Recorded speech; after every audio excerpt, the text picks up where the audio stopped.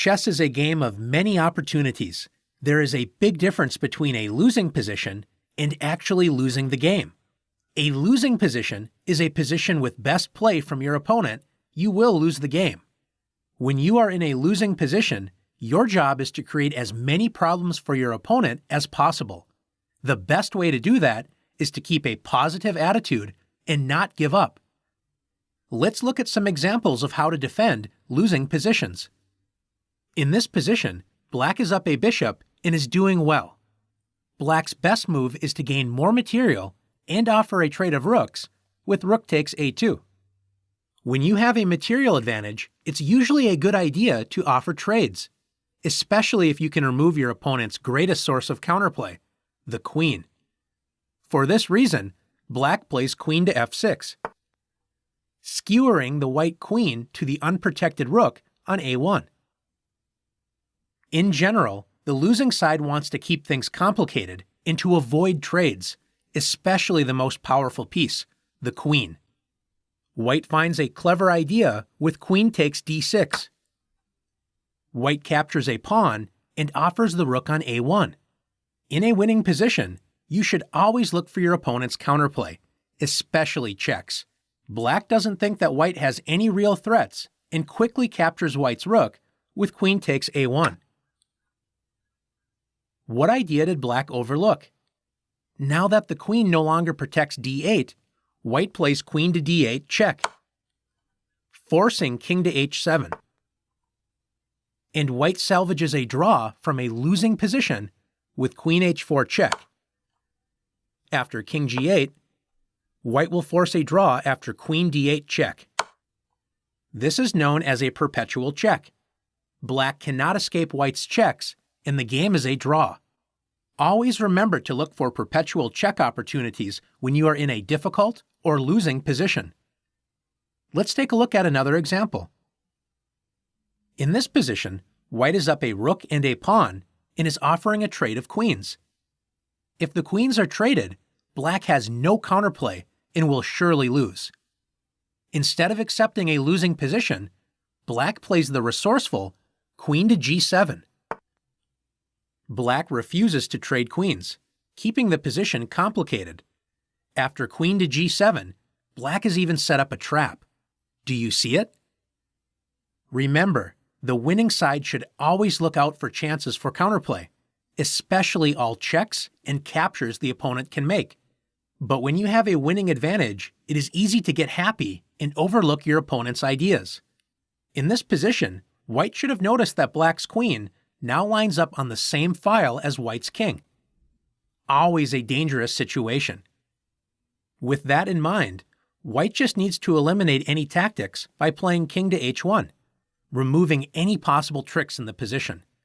Instead, White lunges forward with h4, thinking that Black's checks were useless, missing the fact that after knight f3 check, White's bishop is pinned, so Black forks the king and the queen. It is easy to get discouraged when you throw away a winning position, but it is important to focus on what you can do now and not worry about the past.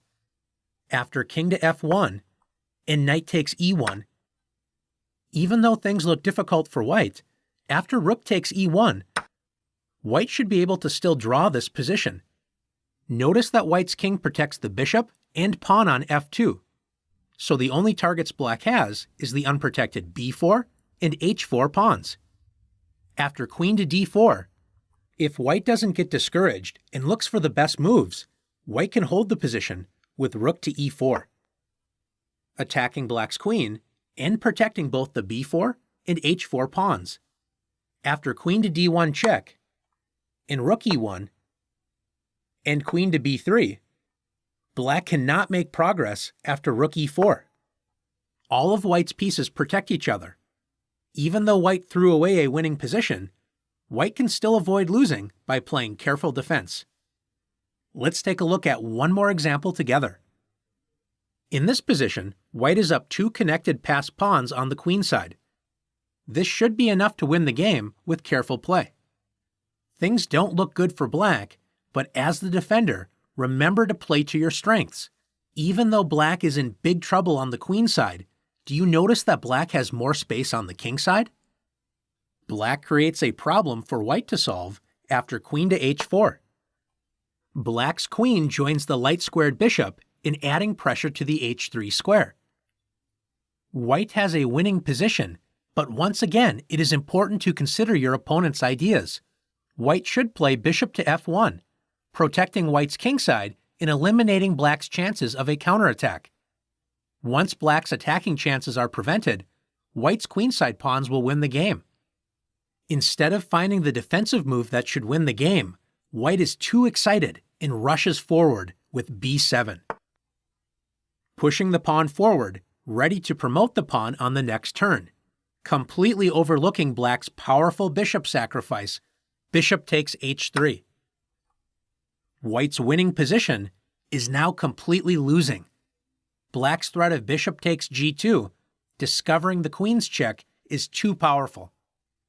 If white accepts the bishop with g takes h3, the game will finish quickly after queen takes h3 check, and after king g1, queen h2 check, king f1, g2 check, king f2, g1 equals queen, checkmate.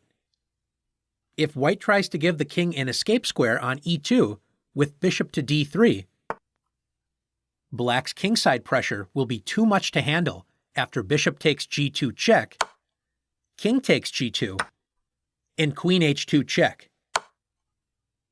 After king to f1, it is now black's turn to be careful. One of the most dangerous moments in a chess game is when you are on the verge of winning. Make sure to double-check your opponent's counterplay. If black thinks the position is a simple checkmate after queen to f2 check, black is in for a big surprise after queen takes f2. And once again, white now has a winning position. Black's path to victory begins after g2 check. To avoid checkmate, white must play king to e2. Black now promotes to a second queen with the discovered check g1 equals queen, check.